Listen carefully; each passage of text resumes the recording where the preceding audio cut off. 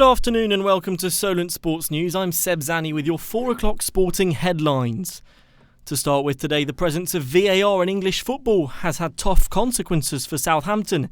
Since its introduction in September, there have been multiple controversies with the Saints' recent loss to Spurs in the FA Cup, blamed by many on the video system. Cross and Neto! We're still waiting for confirmation on this one. Well, Wolves are going to be fuming about this. The goal has been disallowed. Taylor Bookie scores! Oh, if he is offside, it's going to be by the finest of margins. Goal ruled out. The board said no goal. The scoreboard said no goal. I'm saying, Jules, I don't know what's going on. This is just crazy. Scrap it! Scrap VAR! Scrap it this weekend because it's worthless, pointless, a total waste of time! On the line with us, we have former FIFA referee and former PGMOL boss Keith Hackett. Keith, thank you so much for joining us this afternoon on Solent Sports News. We're going to focus on that Saints against Tottenham slight litige, if we can say it that way. Can you give us your opinion on that foul? Was it a penalty and was it dealt with well by the referees? No, I don't think it was a penalty kick. And I think these types of incidents where they are contentious, then the referee must go to the pitch side monitor, take the responsibility, not allow someone at Stockley Park miles away to make the call.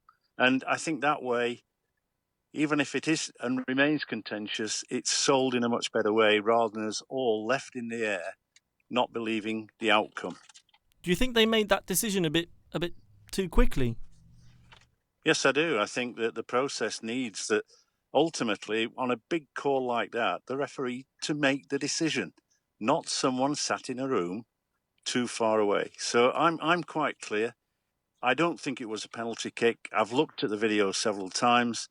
I think Son goes down easily.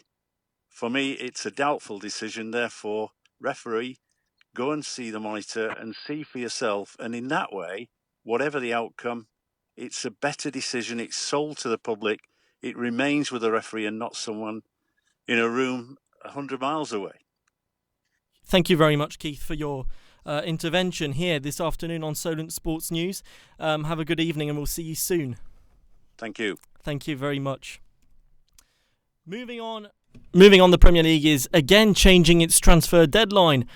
The changes comes only 2 seasons after it was originally shortened as voted by the clubs.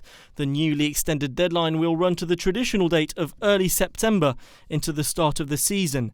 Liverpool chairman Tom Werner believes the changes was needed. I understood the reason for doing it, but it put a lot of pressure on all of us to make decisions, and I think it gave an advantage to other leagues, and so I think it's good to be consistent. Bournemouth could lose one of their biggest goal threats. Joshua King is a target for Manchester United, with the Norwegian keen on reuniting with his former club after leaving for the South Coast in 2015. The Cherries rejected a bid of £25 million in January, and coach Eddie Howe wants his 28-year-old striker to focus on his current duties. A difficult couple of days for him, but a huge compliment and a huge moment for him, to have Manchester United come in. And he knows that we're in a relegation fight. It's no time for him to focus on himself. He knows that. Very much a team player. He's looking forward to being fit and contributing to our battle. There's FA Cup action this weekend. Eastleigh travel north to Harrogate Town in the last 16 of the competition. The club agreed with the host for the game to be decided on the day, meaning it could go to extra time and penalties. Prior to then, their win against Woking last weekend, the Spitfires hadn't won in 6.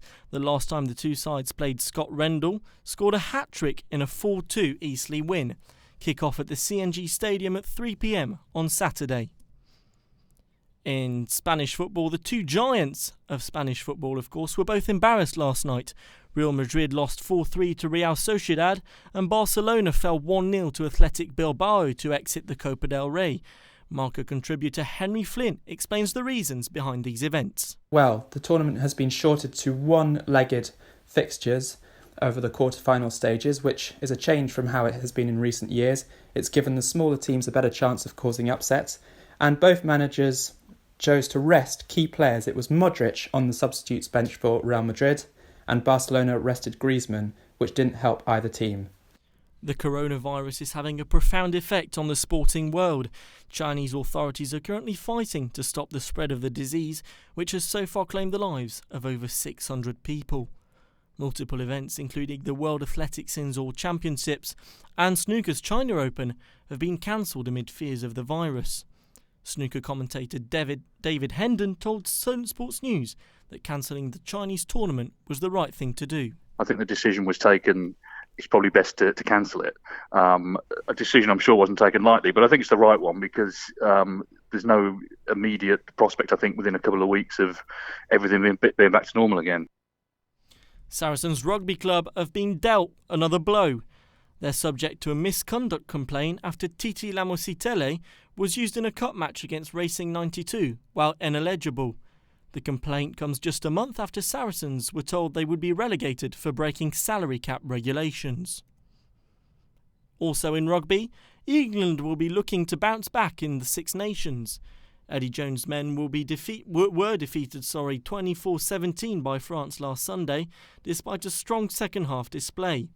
The Roses will meet Scotland tomorrow, boosted by returns of Billy Vunipola and Wasps lock Joe Launchbury, who's been out since January with a knee injury. Pretty quickly you've got to work out the bits and pieces you want to get right for this weekend, get a game plan together, and now the build up towards the weekend is it's in full flow. So not a long time to sort of lick your wounds. It's been important to get on and get really excited about this weekend.